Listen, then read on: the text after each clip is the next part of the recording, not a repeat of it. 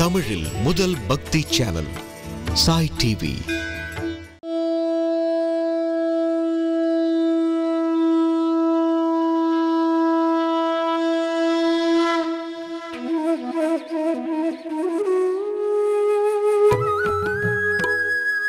ஹரே ராம ராம ராம ஹரே ஹரே, ஹரே கிருஷ்ண கிருஷ்ண கிருஷ்ண ஹரே ஹரே, ஹரே ராம ராம ராம ஹரே ஹரே, ஹரே கிருஷ்ண கிருஷ்ண கிருஷ்ண ஹரே ஹரே. சத்குரு महाराज की जय. कलये सुंदरकरं सदैकप्रियदर्शनम् अज्ञाननाशकं देवं सद्गुरुं मुरलीधरं मुरलीमण्डितकरकमलं मुनिजनमोहनं व्यत्यस्तपदं वनमालाधारिणं प्रेमभक्तमण्डलनित्यकीर्तितं प्रेमिकवरदमाश्रयेऽहम्. ஸ்ரீமத்பாகவத மகாத்மியத்தை சனகாதிகள் நாரதருக்கு சொல்லிட்டு வரதை நம்ம அனுபவிச்சுட்டு வந்துருக்கோம். ஆனந்தவனம் அப்படின்னு சொல்லக்கூடிய கங்கா தீரத்தில் இருக்கக்கூடிய ரொம்ப ஆச்சரியமான ஒரு வனத்தில் சனகாதிகளே பிரதானமான வக்தாவாக இருந்து பாகவதத்தை சொல்ல, நாரதரே பிரதானமான ஸ்ரோதாவாக இருந்து பாகவதத்தை அனுபவிச்சுருக்கார். பாகவதத்துடைய மகத்துவத்தை இப்படியே சொல்லிட்டு வர, கதா பாகவதஸ்யாபி நித்யம் பவதி யத்கிருஹே தத்கிருஹம் தீர்த்தரூபம் ஹி வசதாம் பாபநாசனம் அஸ்வமேத சகஸ்ராணி வாஜபேயசதானி ச சுகசாஸ்திரகதாயாச்ச கலாம் நார்ஹந்தி ஷோடசின் தாவத் பாபானி தேஹேஸ்மின் நிவசந்தி தபோதனாः யாவன்ன ஸ்ரூயதே சம்யக் ஸ்ரீமத் பாகவதம் நரேः ந கங்கா ந கயா காஷி புஷ்கரம் ந பிரயாககம் சுகசாஸ்திரகதாயாச்ச ஃபலேன சமதாம் நயேத். ரொம்ப ஆச்சரியமாக சொல்லிட்டு வரார். 1000 அஸ்வமேதங்களும் 100 வாஜபேயங்களும் பண்ணின எந்த ஒரு பலன் உண்டோ அந்த பலன் சுகசாஸ்திரத்தில், சுகசாஸ்திரம்னு சொல்லக்கூடிய சுகரால் வெளியிடப்பட்ட இந்த பாகவதம்ங்கிற சாஸ்திரத்தில் 16 கலைகளில் ஒரு கலைக்கு பெறாதது, 16ல் ஒரு அம்சம் பெறாது அப்படிங்கிறார். அப்படிப்பட்ட ஒரு ஞான யஜ்யம் இல்லையோ ஸ்ரீமத் பாகவதம் அப்படிங்கிறார்.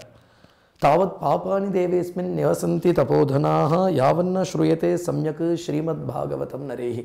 எவன் பாகவதம் கேட்கலையோ அது பர்யந்தந்தான் அவனிடத்துல பாப்பம் ஒட்டின்னு இருக்க போகிறதே தவிர எந்த க்ஷணம் 1/2 ஸ்லோகமோ 1/4 ஸ்லோகமோ பாகவதம் இவன் காதில் விழுந்துட்டா கூட தட்சணமே அவனுடைய பாப்பங்கள்லாம் அவனை விட்டு பறந்து போகிறது அப்படிங்கிறார். ஸ்லோகார்த்தம் ஸ்லோகபாதம் வா நித்யம் பாகவதோத்பவம் பட்டஸ்வஸ்வமுகேனீவ எதிச்சசி பராங்கதிம். ஸ்லோகார்த்தம் ஸ்லோகபாதம்ங்கிறார். 1/2 ஸ்லோகம் இல்லைன்னா ஸ்லோகத்தோட ஒரு பாதம், ஒரு 1/4 ஸ்லோகம் ஒருத்தன் எவனாவது ஒருத்தனுடைய வாயில் வந்து கொடுத்தானால் பகவான் அது ஒரு வியாஜமாக வச்சுண்டு அவனுடைய சர்வ பாப்பங்களையும் பொசுக்கிறான். அதுவே அவனுக்கு பரமா உத்தமமான கதியை கொடுத்து விடுறது அப்படின்னு சொல்லப்படுறது. வேதாதிர்வேதமாதாச்ச பௌருஷம் சூக்தமேவச்ச த்ரயீ பாகவதம் சைவ துவாதசாட்சரேவச்ச துவாதசாத்மா பிரயாகச்ச கால சம்பத்சராத்மகः பிராமணश्चाग्निहोत्रञ्च சுரபி द्वादशे तथा तुलसी च वसन्तश्च पुरुषोत्तमैव च एतेषां तत्त्वतः प्राज्ञैः न पृथक् भावयिष्यते. பிரணவமோ வேதமோ காயத்ரியோ புருஷோத்தமனான பகவானோ துளசியோ தேனுவோ ஸ்ரீமத் பாகவதமோ துவாதசாட்சரிங்கிற மகாமந்திரமோ இதுக்கெல்லாம் உத்தமமான ஞானிகள் பேதம் பார்க்கறதே கிடையாது. இதெல்லாம் ஒன்று அப்படிங்கிறது. வேதமோ காயத்ரியோ இல்லை அக்னிஹோத்ராதி ஸ்ரௌதஸ்மார்த்த அனுஷ்டானங்களோ துளசி போஷணமோ தேனு சேவையோ புருஷோத்தமனான பகவானோ காயத்ரி மந்திரமோ பிரணவமோ துவாதசாட்சரி மகாமந்திரமோ ஸ்ரீமத் பாகவமோ இதுக்கு மத்தியில் உத்தமமான ஞானிகள் இதுக்கெல்லாம் பேதம் பார்க்கறதில்லை, இதுக்குள்ள பேதம் பார்க்கறதில்லை, இதெல்லாம் ஒன்றுன்னு சொல்கிறார். ஜன்மகோட்டி கிருத்தம் பாபம் நஷ்யதே நாத்ர சம்சயா. கோட்டி ஜென்மத்தில் பண்ணியிருக்கிற பாப்பங்கள்லாம் கூட பாகவத பாராயணத்தால் நசிஞ்சு போகிறது அப்படிங்கிறதுல எந்த சந்தேகமும் வேண்டாம் அப்படின்னார். श्लोकार्थम श्लोकपातं वा पठेत् भागवतं च यः नित्यं पुण्यमवाप्नोति राजसूयाश्वमेधयोः ஒரு ஸ்லோகத்தை தினப்படி பாராயணம் வச்சுருக்கிறவனுக்கு கூட ராஜசூயமோ அஸ்வமேதமோ பண்ணின அந்த ஒரு புண்ணிய பலன் சித்திக்கிறது அப்படின்னார். ஆஜன்ம மாத்திரமபியேன ஷடேன கிஞ்சித் சித்தம் விதாய சுகசாஸ்திர கதா ந பீதாக சாண்டாலவச்ச கரவத்பததேன நீத்தம் மித்யாஸ்வஜன்ம ஜனனி ஜனி துக்கபாஜா. பக்தி பண்ணுறதுக்கு பாக்கியம் பண்ணியிருக்கணும். ஒருத்தனுடைய காதில் பாகவதம்ங்கிற சொல்லு விழறதுக்கு கூட அவன் பண்ணின கோட்டி ஜென்ம புண்ணியம் தான் காரணம். சகஜமாக பாகவதம் எல்லா இடத்துலையும் கிடைச்சூடாது. உத்தமமான சத்சங்கத்தில் தான் கிடைக்கும். உத்தமமான சத்சங்கம் குரு கிருபையால் கிடைக்கும். அப்போ குரு கிருபையால் சத்சங்கத்தில் தான் அப்படிப்பட்ட ஒரு நாமருச்சி, அப்படிப்பட்ட பகவானுடைய குணங்கள் சதா தைலதார மாதிரி அதுவே ஒருத்தனுக்கு கிடைச்சுருக்கணுமானால் அதுக்கு குரு கிருபை தான் காரணம். குரு கிருபை இருந்தால் தான் பாகவதம் உள்ளபடி பேசும் ஒருத்தனிடத்துல. ஆனால் எதிர்ச்சையாக அது கிடைக்கிற மாதிரி நமக்கு தோன்றதே தவிர அது கூட எதிர்ச்சையா இல்லை. எதிர்ச்சையா அப்படிங்கிற பதங்கள்லாம் பாகவதத்தில் எங்கெங்கெல்லாம் உபயோகப்படுறதோ அதுக்கு வியாக்கியானம் பண்ணுறதையெல்லாம் கிருஷ்ண கிருபையான் தான் வியாக்கியானம் பண்ணப்பட்டிருக்கு. நமக்கு தான் பார்க்கறதுக்கு அது எதிர்ச்சையாக கிடைக்கிற மாதிரி இருக்கே தவிர அப்படி ஒன்றும் எதிர்ச்சையாக கிடைச்சுடலை. பகவான் சங்கல்பிச்சு தான் கிடைச்சது. நமக்கு தோன்றது எதிர்ச்சியாக அங்கே போனேன், பாகவதம் நடந்துட்டு இருந்தது, நானும் கலந்துட்டேன்னு சொல்கிறோமே தவிர அப்படி கிடைச்சுடலை. ஏன்னா பின்னாடி மகாத்மியமே சொல்றது கிருஷ்ண பிரியம் சகல கல்மஷ நாசனஞ்சே முக்தியே கஹேதுமிஹ பக்தி விலாசகாரி சந்தக்கதானகமிதம் பிபதாதரேன லோகைஹி தீர்த்த பரிசீலன சேவையா கிம். அப்படிங்கிறதையே இந்த இடத்துல பாகவதம் அழகா ஒன்று சொல்றது. கிருஷ்ணனுக்கு யாரெல்லாம் ரொம்ப பிடிக்குமோ அவளுக்கு தான் பாகவதம் லபிச்சிருக்கு. கிருஷ்ண பிரியம்ங்கிறது பாகவதாள்னா கிருஷ்ண பிரியம். இன்னொரு இடத்துல வைகுண்ட பிரியர்கள் அப்படின்னு சொல்லப்படுது. துர்லபோ மானுஷோதேகோ தெய்கினாம் க்ஷணபங்குரஹா தத்ராபி துர்லபம் மன்யே வைகுண்ட பிரிய தரிசனம். பகவான் நம்மளை தேர்ந்தெடுத்திருக்கான். பகவானோட கிருப்பையால பாகவதம் கிடைச்சிருக்கே தவிர நம்ம சாமர்த்தியம்னு சொல்லிக்கலாமோ அது சாதனைன்னு நம்ம நினைச்சுட்டோமானால் அதுக்கு கண்டிப்பாக ஒரு சோதனை உண்டு. அப்புறமா அதை சாதனைன்னு நினைச்சு விடலாமோ? சாதனையிலேயே கிருப்பை பக்தினாலே கிருபா ஸ்மரணம் தான். 10 அத்தியாயம் பாகவதம் படித்தோம்னா கிருப்பை, சத்குரு கிருப்பை. 10 அத்தியாயம் வாயில வந்துடுமா? படிக்கணுங்கிற ஸ்ரத்த வந்துடுமா? படிக்கணும்னு நினைச்சா கூட இப்படி ஒரு கிரந்தம் நமக்கு கிடைக்குமா? நமக்கு இதோட அருமை தெரிஞ்சு நம்மளா போனோம், அதுனா நம்மளை ஆட்கொண்டது, இதெல்லாம் நன்னா தெரியறதே நமக்கு. அப்போ சர்வத்திலையும் ஒரு கிருப்பை நம்மளை தடுத்தாட்கொண்டு ஆட்டி வச்சுருக்கு அப்படிங்கிறத பார்த்து அந்த கருணையை மட்டும் ஸ்மரிச்சுட்டு இருந்தோமானால் அதுக்கு தான் பக்தி. கிருப்பையை தான் நமக்கு பாராயண ரூபத்திலையும் கிருப்பை, பிரவச்சன ரூபத்திலையும் கிருப்பை, ஸ்ரவண ரூபத்திலையும் கிருப்பை, சர்வத்திலையும் கிருப்பையை ஆஸ்வாதனம் பண்ணிட்டு இருக்கணும். ஒருத்தனுக்கு அப்படி பிறந்ததுலேருந்து அவனுடைய பிராணன் பிரியற பரியந்தம் ஒருத்தன் மனுஷனாக இருந்தும் கூட, அவனுக்கு ஜிஹ்வான்னு ஒன்று இருந்தும் கூட, அவனுக்கு நாக்குன்னு ஒன்று இருந்தும் கூட, அவனுக்கு புத்தின்னு ஒன்று இருந்து சர்வ இந்திரியங்களும் அவனுக்கு சுஷ்டுவா ஜம்முன்னு இருந்தும் கூட அவனுக்கு பாகவதம் கிடைக்கலேன்னுட்டா அவன் இருந்தும் இல்லாததுக்கு சமானம் தானே. பாகவதம் பின்னாடி சொல்லிட்டு போகிறது, காது இருந்தும் பகவானுடைய குணங்களை கேட்கலைன்னுட்டா அந்த காதுக்கும் நண்டு வாழற பொந்துக்கும் என்ன வித்தியாசங்கிறது. பிலேபதோ ருக்ரம விக்ரமான்யே நஸ்ருண்வதோ கர்ணபுட்டே நரஸ்ய. கண்கள் இருந்தும் ஒருத்தனுடைய கண்கள் பகவானுடைய திவ்யமங்கள விக்கிரகத்தை பார்க்கலைன்னா அந்த கண்ணுக்கும் மயில் கண்ணுக்கும் என்ன வித்தியாசம். பருஹாய் தேதே நயனே நரானா. ஒருத்தனுடைய நாக்கு இருந்தும் அந்த நாக்கு கிருஷ்ணாராமா கோவிந்தான்னு கீர்த்தனம் பண்ணலைன்ட்டா அதுக்கும் தவள நாக்குக்கும் என்ன வித்தியாசம்னு கேட்கறது.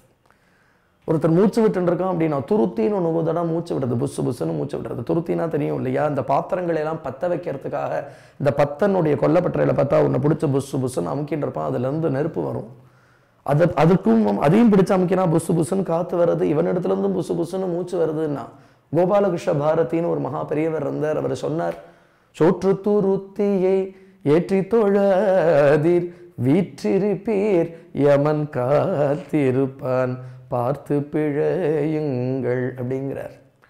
சோற்று துருத்தின்னு இந்த உடம்பை பார்த்து சொல்றார். ஏன்னா அதை எப்படி அந்த பாத்திரம் பற்ற வைக்கிறதுக்கு ஒருத்தன் அப்படியே புசு புசுன்னு அடிச்சுட்டா அதுலேருந்து காற்று வருதோ அதை போல இந்த சரீரத்துக்கு அன்னம் போட்டுட்டு இருந்தோமானால் இதுல இருந்து புசு புசுன்னு சுவாசம் வந்துன்னு இருக்கும். அதனால அதை சோற்று துருத்தி அப்படின்னார். அதை ஏற்றி தொழாதீர். சரீரத்தை ரொம்ப போஷிச்சுக்காது. இத்தனை அழகான ஒரு மனுஷ சரீரம் பகவான் கொடுத்துருக்கான்னா மனுஷ சரீரத்துக்குள்ள இந்த ஜீவன் புகுந்துக்கிறதுக்கே பல கோடி ஜென்மாக்கள்ல பாக்கியம் இருக்கணும். ஆனா அந்த மனுஷ ஜென்மாவும் எங்கேயாவது ஒரு காட்டுவாசியாவோ எங்கேயோ ஒரு சம்ஸ்காரமே இல்லாத ஒரு தேசத்திலேயோ பகவான் ஆத்மா ஜீவன் பாபம் புண்ணியம் தர்மம் அதர்மங்கிற எந்த வியவஸ்தையுமே இல்லாமல் இல்லையா? அப்படி ஏதோ ஒரு ஊரில் இல்லாதபடி புண்ணிய தீர்த்தங்கள்லாம் ஓடுற பூமியில், மகான்கள் அவதாரம் என்ற ஒரு பூமியில், எங்கே பார்த்தாலும் க்ஷேத்திரம் தீர்த்தம்னு இருக்கிற ஒரு பூமியில், அதுவும் நமக்கு பக்கத்திலேயே சாதுக்கள் இருக்கிற மாதிரி ஒரு சன்னிவேஷத்தில், நம்ம காதில் பாகவதம் விழும்படியான ஒரு சன்னிவேஷத்தில், அப்படி ஒரு மகாத்மாவோட கிருபைக்கு பாத்திரமாகி சதா சர்வத்திர கோவிந்த நாம கீர்த்தனம் பண்ணிட்டு சிரவண கீர்த்தன சிந்தனமும் பண்ணிட்டு இருக்கிற மாதிரி ஒரு ஜென்மா கிடைக்கணும்னா அதெல்லாம் லட்சம் கோடி ஜென்மாவில் பண்ண பாக்கியம் கிடைக்கவே கிடைக்காது. அதனால எதையோ கொண்டாடிண்டு இதை விட்டுவிடப்படாது. சோற்று துருத்தியை ஏற்றி தொழாது. இது ஒரு நாள் போயிடும். இதை பாஞ்சபூதிகமான சரீரம், இதை ஏற்றி கொண்டாடிண்டு இல்லையா, இதுக்கு வரக்கூடியதை மான அவமானத்தை பாராட்டிண்டு, சுகதுக்கத்தை பாராட்டிண்டு, சீத உஷ்ணத்தை பாராட்டிண்டு, கடைசியில் உள்ள இருக்கிற ஆத்மாவை கோட்டை விட்டுட்டோமானால் ஜுவாஜ்வல்யமா உள்ள ஒரு பரமாத்மா பிரகாசிச்சுன்னு இருக்கானே இல்லையா? அவன் தானே இந்திரியம் கரண கலைவரங்கள் எல்லாத்தையும் இயக்கின்னு இருக்கான். ஏன் இயக்கின்னு இருக்கானா? கை இருந்தாவான அவனை ஸ்தோத்திரம் பண்ணுவோமா? கை குவிப்போமா? வாக்கு இருந்தால் அவனை பாடமாட்டோமா? கால்கள் இருந்தால் அவன் க்ஷேத்திரத்தை நோக்கி போக மாட்டோமா? மூக்குன்னு இருந்தால் அவன் சரணத்தில் சமர்ப்பிக்கப்பட்டிருக்கிற துளசி எடுத்து முகர்ந்து பார்த்தோமா? முகர்ந்து பார்க்க மாட்டோமான்னு சர்வாங்கத்தாலையும் பக்தி பண்ணுறதுக்காக ஜென்மா இல்லையா? ஓட்டை செடலம் ஓடுங்க வெற்றெலும்பு கூட்டிலிருந்து உயிர் ஓட்டம் பிடிக்கும் முன் காண வேண்டாமோ? இரு கண் இருக்கும் போதே விண்ணுயர் கோபுரம் காண வேண்டாமோ? ஒற்றை சடலம் ஒடுங்க வெற்றெலும்பு கூட்டிலிருந்து உயிர் ஓட்டம் பிடிக்குமுன் காண வேண்டாமோ? ஆச்சு. இந்த பாஞ்சபூதிகமான சரீரத்திலிருந்து ஒரு நாள் சரீரம் இந்த பிராணன் கிளம்பும் இல்லையா? கிளம்புறத்தை அது எங்க கிளம்பணும்னா அது நேராக வைகுண்டம் கிளம்பணும். பாகவதம் படிச்சுட்டே இருந்தோமானால் வைகுண்டத்திலிருந்து விமானம் வரும். ஏன்னா புரந்தரதாசர் சொல்றார், ஏணுமாடி தரேனோ பிராண நின்னது சுவாமிங்கிறார். நான் சதா கீர்த்தனம் பண்ணிட்டு இருக்கேன், விட்டலா புரந்தர விட்டலா, இந்த சரீரத்திலேருந்து இந்த பிராணனை எடுத்துட்டு போகிற பொறுப்பு உன்னுடையது, வேற ஒருத்தருக்கும் அது கிடையாது அப்படிங்கிறார் இல்லையா? அதனால் இந்த இடத்துல சொல்லிட்டு ஆஜன்ம மாத்திரம் அப்படி ஏன ஷட்டேன கிஞ்சித்து சித்தம் விதாய சுகசாஸ்திர கதா ந பீதா. எவன் ஒருத்தனுடைய காதல பாகவதம்ங்கிற ஒரு சப்தம் கூட விழலையோ, பிறந்ததுலேருந்து உண்டு உறங்கி ஒரு தொண்டும் செய்யாமல் பேதே பாலகனதாகும் மீதியில் 15 ஆண்டு அப்படின்னு சொல்லிட்டு வர்றார் இல்லையா? பிணி பசி மூப்பு துன்பம் ஆதலால் பிறவி வேண்டேன்னு எப்படி தொண்டடி பொடியாழ்வார் சொல்றாரோ அதை போலவே ஒருத்தன் பிறந்தான், ஏதோ விளையாடினா, கல்யாணம் பண்ணிட்டா, குழந்தைகள் பெத்தண்டா, இப்படியே காலம் ஓடிப்படுத்த ஒரு நாள் கிளம்பிவிட்டான் அப்படின்னுட்டா அவன் இருந்தும் இல்லாதவனுக்கு சமாதானம் தானே, ஆத்மஹத்தி பண்ணிண்டவன் அப்படின்னு வேற பாகவதம் சொல்றது. அதனால நீ சொல்றது சாண்டாலவச்ச கரவதுபத தேன நீதம் மித்யா ஸ்வஜன்ம ஜனனீ ஜனி துக்கபாஜா ஜீவஞ்சவோ நிகதிதம் சதுபாபகர்மா ஏன ஸ்ருதம் சுககதாவச்சனம் ந கிஞ்சித் திக்தம் நரம் பசு சமம் புவிவார ரூபம் ஏவம் வதந்தி திவி தேவசமாஜ முக்கியா. ஆகாசத்துல தேவாள்லாம் பேசிக்கிறாளாம். இப்படி ஒருத்தன் பிறந்து பாகவதத்தை கேட்காமல் சிரவண கீர்த்தனாதிகள் பண்ணாமல் ஒரு நாள் கிளம்பி போயிட்டான். இவன் எதுக்கு மனுஷனா பிறந்தா திக் அப்படின்னு இவனை பார்த்து பரிகசிக்கிறா, இவனை பார்த்து காரி உமிழறாளாம் இவாளாம். இவன் பிறந்தது பூமிக்கு பாரம், இவன் அம்மாவுக்கு பிரசவ வலி மிச்சம், இவன் பாகவதத்தை கேட்காமல் இப்படி கிளம்புறானே. கும்பகோணத்துல அம்மாளும் அம்மா ஒரு அம்மா அப்படின்னு ஒரு அம்மா இருந்தா, புரந்தரதாசருடையவே அம்சமாக அவதாரம் பண்ணின அந்த அம்மா 102 103 வயசு வரைக்கும் இருந்துட்டு இருந்தா. கும்பகோணத்துல ரெட்ராயர் குளம்னு இருக்கே, அதுக்கு பக்கத்துல தான் அவளுடைய கிரகம். சாக்ஷாத் காஞ்சி மகாபரிவா அவளை புரந்தரதாசருடைய அம்சம்னு சொல்லியிருக்கா. கிட்டத்தட்ட 40,000 பதங்களுக்கு மேல கன்னட பதங்கள் பாடியிருக்கா அந்த பாட்டி. அம்மாளு பாட்டினே சொல்ற வழக்கம். ஆச்சரியமான கன்னட பதங்கள் வந்து விழும். எந்த க்ஷேத்திரத்துக்கு போனாலும் அந்த மூர்த்தி பிரத்யக்ஷமாயிடுவா அந்த பாட்டிக்கு. அந்த க்ஷேத்திர மகாத்மியம், அந்த மூர்த்தியுடைய ஆச்சரியமான வைபவங்கள், அந்த க்ஷேத்திரத்துல பகவான் பண்ற லீலைகள், இதை தவிர அநேக நாம வைபவங்கள் எவ்வளவோ பாடியிருக்கா. ஏகாதசி மகாத்மியம், நாம வைபவம், சத்சங்க பெருமை இப்படின்னு பல கீர்த்தனங்கள் வந்து விழுந்திருக்கு. அந்த பாட்டி அவளுக்கு சத்சங்கம்னு ஒரு சில குடும்பங்கள் அந்த பாட்டியை ஆசிரியிச்ச குடும்பங்கள் உண்டு. அவ கிரகங்கள்ல போய் சத்சங்கம் பண்றதை ஒரு ஆத்துல யாரோ ஒருத்தர் ரொம்ப முடியாம இருக்கார். எந்த க்ஷணம் வேணாலும் அவருடைய சரீரத்தை விட்டு அவர் பிரியலாம் அப்படிங்கிற ஒரு ஸ்திதி இருக்கிறதே அவள்லாம் வந்து பிரார்த்திச்சண்டா நம்ம அம்மாளு பாட்டியே, நீ வரணும் அம்மாளு அப்படின்னு. மகாபரிவாளே அம்மாளு பாட்டியை பற்றி சொல்கிறதே அவள் புரந்தரதாசருடைய அம்சம் அப்படின்னு சொல்லியிருக்கா. அந்த பாட்டி எந்த க்ஷேத்திரத்துக்கு போனாலும் அந்த க்ஷேத்திரத்தில் இருக்கிற மூர்த்தி அந்த பாட்டி முன்னாடி பிரத்யக்ஷமாயிடுவா. அந்த மூர்த்தி மேலே ஆச்சரியமான கீர்த்தனங்கள் அந்த பாட்டிக்கு அப்பவே கவனமாகும். கவனம்ங்கிறது பகவானுடைய ஒரு கிருபையால் ஹிருதயத்திலிருந்து பிரவகிச்சென்று வரக்கூடிய கீர்த்தனமோ பிரபந்தங்களோ அதை தான் அருட்கவின்னு நம்ம சொல்கிறோம். இதை உட்காந்து யோஜனை பண்ணி எழுதுறது கிடையாது. ஒரு பெரிய அனுபவத்திலேருந்து அது அப்படியே அந்த வரிகள் தானே ஹதயத்திலேருந்து வரும் மகான்களுக்கு. அதனால தான் அதெல்லாம் காலத்தை கடந்து நிற்கிறது. அப்படி அம்மாளு பாட்டி பல தன்னண்டி ஒரு சில குடும்பங்கள் ஆசிரியிச்ச குடும்பங்கள் உண்டு. அவள் அங்கே மட்டும் போய் கீர்த்தனம் பண்ணுவாள். அப்படி ஒரு குடும்பம், அதில் ஒரு வயசானவா, அவளுக்கு எப்போ வேணாலும் தேகத்திலிருந்து அவள் கிளம்பலாம் அப்படிங்கிற ஒரு ஸ்திதி அவர் முடியாமல் இருக்கா. அந்த சமயத்தில் அம்மாளு பாட்டியை ஆற்றுக்கு கூப்பிடுறாவா, நீங்கள் வரணும், இந்த சமயத்தில் நீங்கள் வரணும், வந்து ஒரு சத்சங்கம் பண்ணணும், அதை சிரவணம் பண்ணிட்டு அவர் கிளம்பட்டும் அப்படிங்கிற ஒரு அபிப்பிராயம் மகான்கள் ஆற்றுக்கு வரணுமேங்கிறதுனால அம்மாளு பாட்டியும் அதுக்கு ஒத்துண்டு அவர்களுடைய வீட்டுக்கு போய் அடியெடுத்து வைக்கிற சமயமும் அந்த சரீரத்தை விட்டு அவர் கிளம்புற சமயமும் சரியாக இருந்தது. கரெக்டாக அவருடைய பிராணன் பிரியறது. மகான்களுக்கு சூக்ஷ்மமான விஷயங்கள்லாம் கண்ணுக்கு தெரியும். அந்த பிராணன் கிளம்பி போகிறது அம்மாளு பாட்டியுடைய கண்ணுக்கு தெரிஞ்சது. அந்த க்ஷணம் ஒரு கீர்த்தனம் கவனமாச்சு. அந்த கீர்த்தனத்தில் அம்மாளு பாட்டி என்ன சொல்கிறா அப்படின்னு விட்டா, இப்போ இவனோட எது கூட கிளம்பி போகிறது? பந்துக்கள் போவாளா, மனைவி போவாளா, குழந்தைகள் போவாளா? யாருமே போனாலும் எவ்வளோ பரியந்தம் போயிட முடியும்? இந்த மிருத சரீரத்தை வேணால் கொண்டு ஸ்மசானத்தில் வச்சுட்டு விடலாமே தவிர சூக்ஷ்ம சரீரத்தோடு இப்போ யார் கூட போவார்? எது கூட போகும்?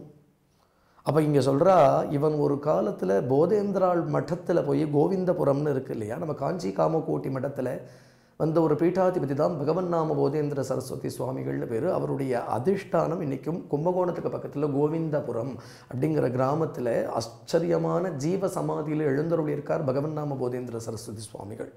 காஞ்சி மடத்திலே வந்த பீட்டாதிபதி, ஆச்சரியமான அப்படி ஒரு பீட்டாதிபதி அவர். காரணம், இந்த மடத்தில் அத்வைத பிரச்சாரம் பண்ண வந்த இந்த மடத்தில் பகவன் நாம பிரச்சாரத்துக்குன்னு கிளம்பின ஒரு பெரிய மகாத்மா. பகவன் நாம விஷயமாக அநேக சித்தாந்த கிரந்தங்கள் பண்ணியிருக்கா. இன்றைக்கும் அந்த போதேந்திராள் மடத்துக்கு போனோமானால் நமக்கு நாம உபதேசம் வேணும்னா நமக்கு நாம சூத்திரம் கொடுத்து நாம உபதேசம் கொடுப்பா. இவர் என்னைக்கோ போய் அந்த கோவிந்தபுரம் மடத்தில் நாம உபதேசம் வாங்கின்னு இருக்கார். ஆனால் ஆத்து மனுஷால் கூட அவர் ஜபம் பண்ணி பார்த்ததில்லை. அவளுக்கு கூட தெரியாது இவர் உபதேசம் வாங்கின்னு இருக்காருங்கிறதை. ஏதோ சகஜமாக போனார், ஒரு உபதேசம் வாங்கிட்டு வந்துட்டார். ஆனால் அந்த உபதேசம் கூட வீண் போகாதான். இந்த பாட்டிக்கு கீர்த்தனத்தில் இப்போ கவனமாகிறது. இப்போ இவனோட எது கூட போகிறதுனா அந்த போதேந்திராள் மடத்தில் வாங்கின ராமநாமம் இப்போ இவனை உத்தம கத்தியில் சேர்க்கிறதுக்கு இவனோட போகிறதே அப்படின்னு ஒரு கீர்த்தனத்தில் கவனமாகுமானால் இல்லையா, பகவான் நாமமோ பகவானுடைய ரூப தியானமோ பகவானுடைய குணங்களை சிரவணம் பண்ணுறதோ இல்லையா, ஒரு தப்பிதமாக எதிர்ச்சையாக போய் ஏதோ ஒரு இடத்துல போய் ஒரு ஜபம் வாங்கின்றதே அது கூட வருது அப்படின்னா சதா சர்வத்திர பாகவத பாராயணமும் பாகவத பிரவச்சனமே பண்ணிட்டு இருக்கிறவாளுக்கு எதுதான் சித்திக்காது. சமீபத்தில் ட்ரிப்ளிகேன் பெரியவா அப்படின்னு ஒரு பெரியவா இருந்தால், ஆங்கர பெரியவான்னு அவரை சொல்கிறது வழக்கம். அவருடைய அதிஷ்டானம் இன்றைக்கும் பழுவூருங்கிற கிராமத்தில் இருக்குது. இது அல்லூர், திருச்சி பக்கத்தில் அல்லூர் முதலிய கிராமங்கள்லாம் இருக்குது. அதுக்கு பக்கத்தில் தான் பழுவூருங்கிற கிராமம். அங்கே தான் அவருடைய அதிஷ்டானம் இருக்குது. கோவிந்த தாமோதர சுவாமிகள்னு அவருடைய தீட்சா நாமம். மகாபரிவாளுக்கு சதா பாகவதத்தை படித்து காண்பிச்சுட்டே இருப்பார் அவர். அவரே மகாத்மா, பாகவதத்திலே மூழ்கி இருந்தவர் அவர்.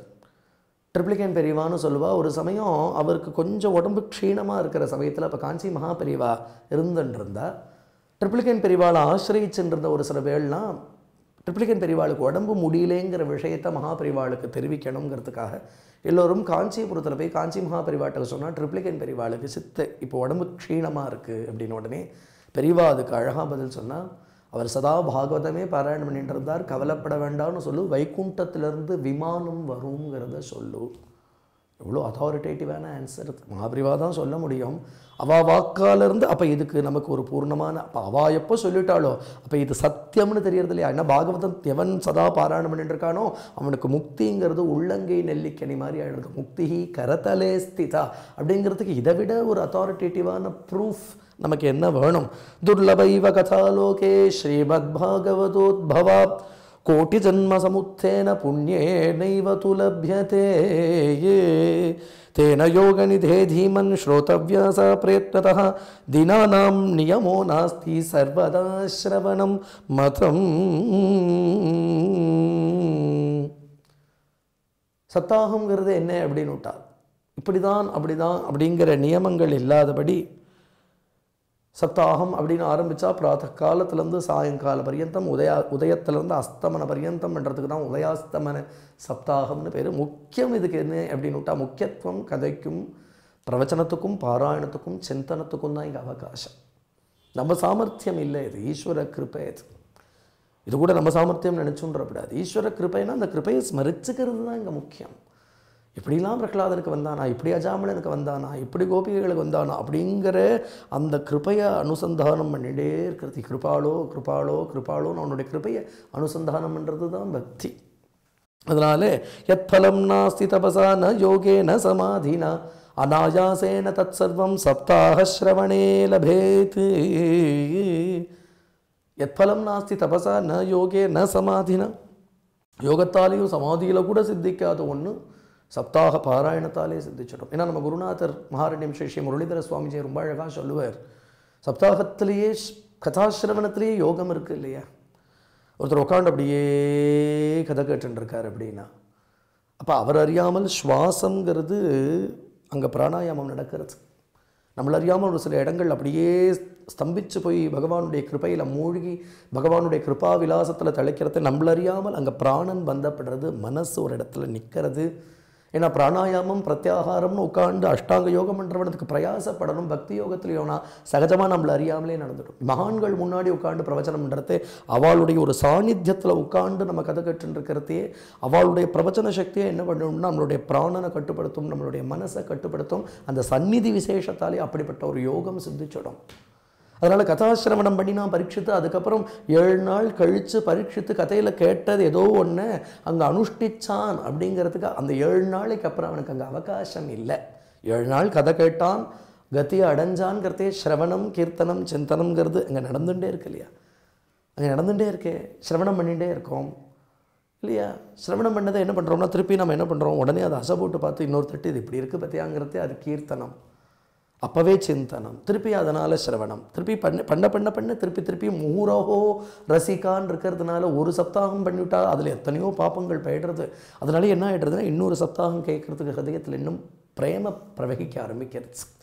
நம்ம காது வழியாக ஸ்லோக ரூபமாக கிருஷ்ணன் தான் உள்ளே பிரவகிக்கிறான். பாகவதம் வேறு கிருஷ்ணன் வேறே இல்லை. அதனால் அவனே ஹிருதயத்தில் புகுந்து ஹிருதயத்தில் இருக்கிற மலங்களை சுத்தம் பண்ணி அப்போ ஹிருதயத்தில் தானே உட்காண்டு இன்னும் உள்ளேருந்து கேளுன்னு ஸ்ருண்வதாம் ஸ்வகதாம் கிருஷ்ணா புண்ணியஸ்ரவண கீர்த்தனா ஹிருத்யந்தஸ்தோ ஹெபத்ராணி விதுனோதி சுருத்சதாம் அப்படின்னு ஹிருதயத்தில் இருக்கக்கூடிய மலங்களை போக்கி இன்னும் கேட்கறதுக்கு உண்டான ஆசையை பகவானே தூண்டி விடுறான். அப்படிங்கிறதுனால யக்யாத் கர்ஜதி சப்தாஹோ கர்ஜதி व्रतात् तपसो गर्जति प्रोच्चैः तीर्थान् नित्यं हि गर्जति योगात् गर्जति सप्ताहो ध्यानात् ज्ञानात् गर्जति क्रीं भ्रूमो गर्जनं तस्य रे गर्जति கலியுகத்தில் தபசை காட்டிலும் யஜ்யத்தை காட்டிலும் யோகத்தை காட்டிலும் நிறையா பூஜா விதானங்களை காட்டிலும் சப்தாகம் மாதிரி ஒன்று கிடையாது இல்லையா. ஒரு வருஷம் முழுக்க ஒருத்தங்க நியமத்தோடு இருக்க முடியாது, ஒரு வருஷம் முழுக்க விரதங்கள் அனுஷ்டிக்க முடியாது. அப்படிங்கிறதுனால தான் சப்தாகங்கிற விதி ஏற்பட்டிருக்கு. 7 நாளில்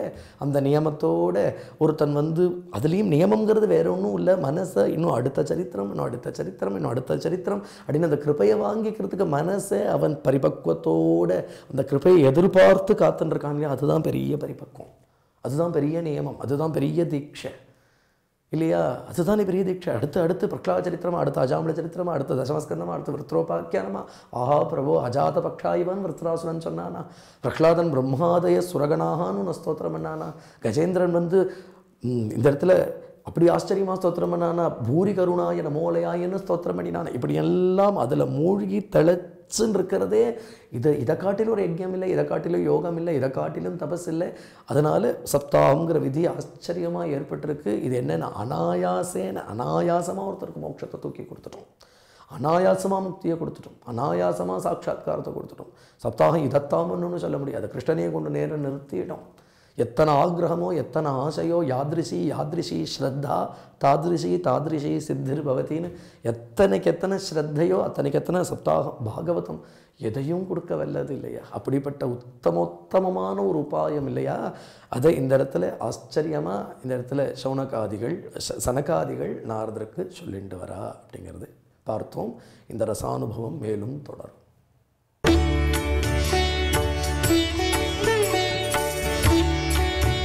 தமிழில் முதல் பக்தி சேனல் சாய் டிவி.